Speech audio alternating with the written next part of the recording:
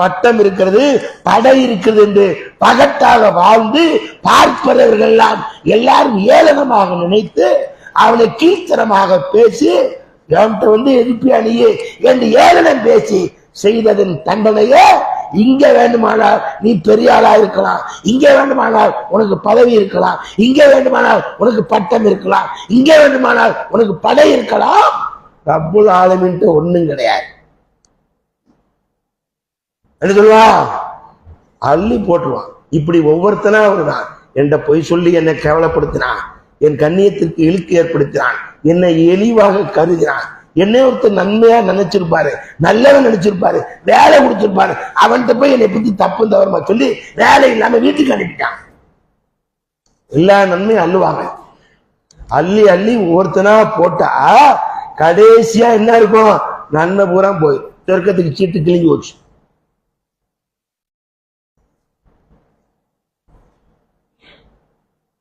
கடைசியா ஒருத்தன் வருவானா, யா அல்லாஹ் எனக்கு இன்னும் தீங்கு செஞ்சானே அல்லாஹ், அதுக்கு பழி தீர்க்கணும்ல.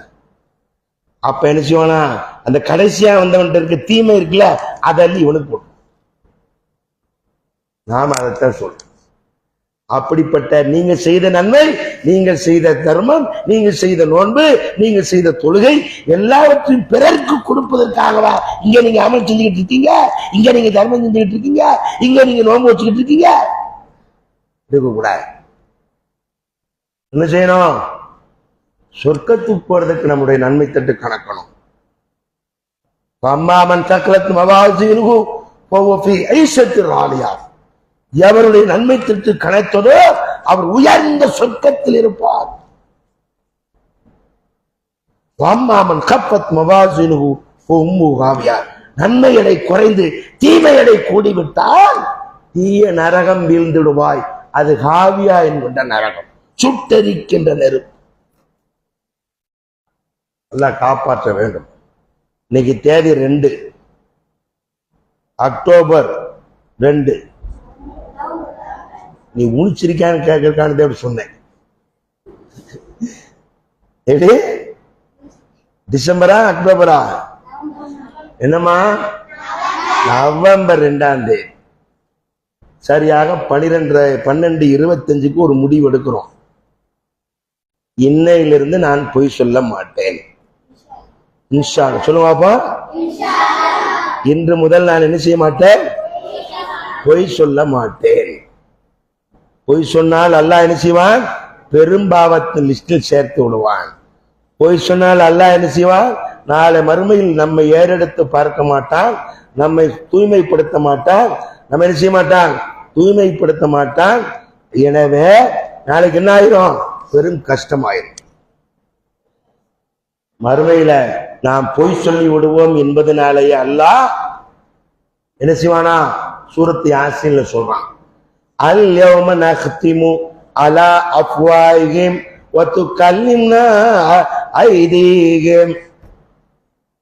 நாளை மறுமையில் என்ன செய்வான்? வாய மூடிடுவான். வ துகல்லிம்னா ஐதீஹிம், கரம் பேசும். வ தஷ்ஹது அர்ஜுலஹும், கால் சாட்சி சொல்லும். பெண்களுக்கு ஒரு செய்தியை சொல்லிடுவேன். சொல்லுமா? ஏன் வாய் மூடுறேன்? இவன் வாயை திறந்தாலே பொய் பேசுவான். உண்மை வீட்டை விட்டு வெளியே வர்றதுக்குள்ள பொய் உலகத்தையே சுத்தி வந்துருமா. பெண்களே, தாய்மார்களே, அல்லாஹ்வின் தூதர் ஸல்லல்லாஹு அலைஹி வஸல்லம் சொன்னார்கள், பெண்களே, நாக்குக்கு சொல்றேன், நாக்கின் விபரீதத்தை சொல்லிக்கிட்டு இருக்கேன். உங்களை நான் அதிகமா நரகத்துல பாக்குறேம்மா, அதிகம் தர்மம் செய்யுங்க, நரகத்திலிருந்து விடுதலை பெறுங்க. யார சொல்லா? நாங்க ஏன் நரகத்துல கிடக்கோம்? அல்லாஹ் 2 நான் சொன்னோம், அல்லாஹ் 1 தானே சொன்னோம். அப்புறம் எதுக்கு எங்களை போட்டு நரகத்துல வரேன்? அல்லாஹ் நபிகள் நாயகம் ஸல்லல்லாஹு அலைஹி வஸல்லம் சொன்னார்கள், இல்லம்மா, உங்களுக்கு நரகத்துல கொண்டு போறதுக்கு என்ன காரணம் தெரியுமா? ஒரே ஒரு வார்த்தை தான்,